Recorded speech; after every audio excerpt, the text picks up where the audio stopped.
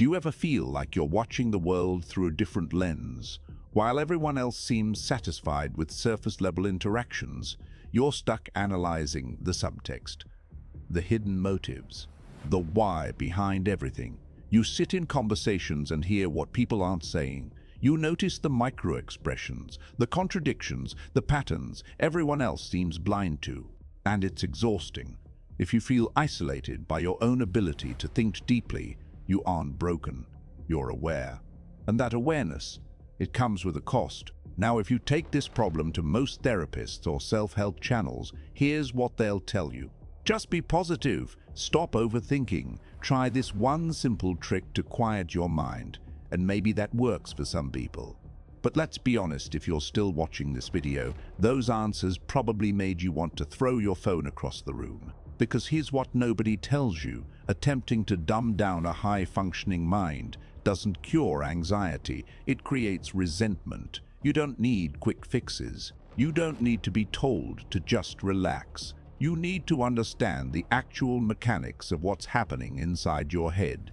That's what we do here. No fluff, no toxic positivity, just the raw architecture of human psychology.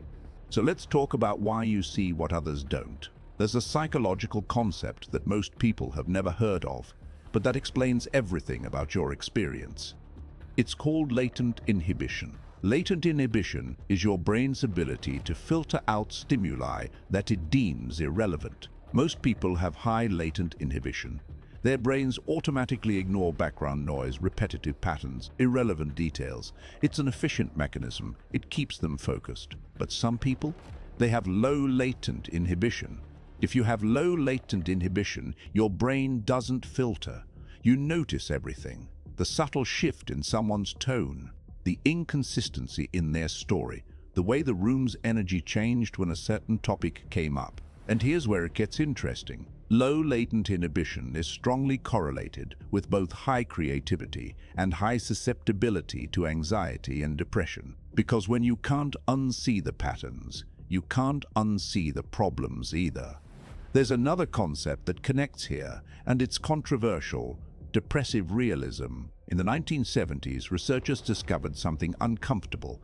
When they tested people's ability to accurately assess cause and effect relationships, and their level of control over outcomes, they found that people with mild to moderate depression were more accurate than their non-depressed counterparts.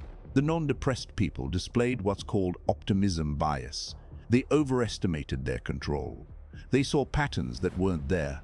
They believed things would work out simply because they wanted them to. The depressed people, they saw reality more clearly.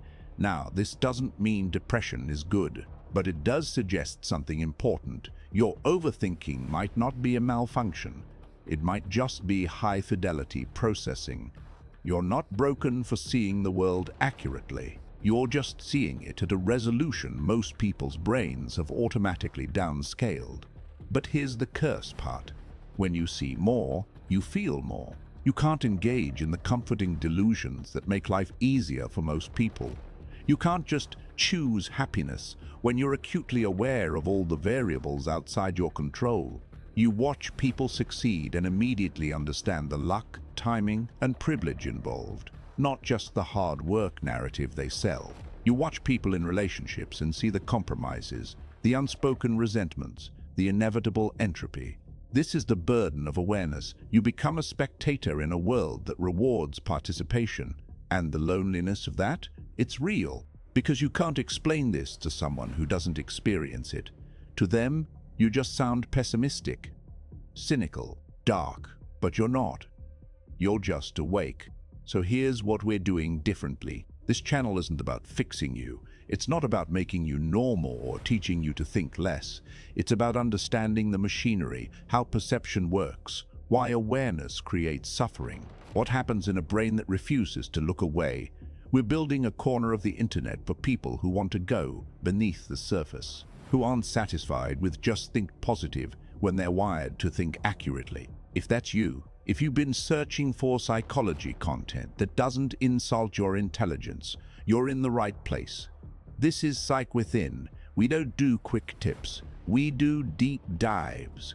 And I'll see you in the next one.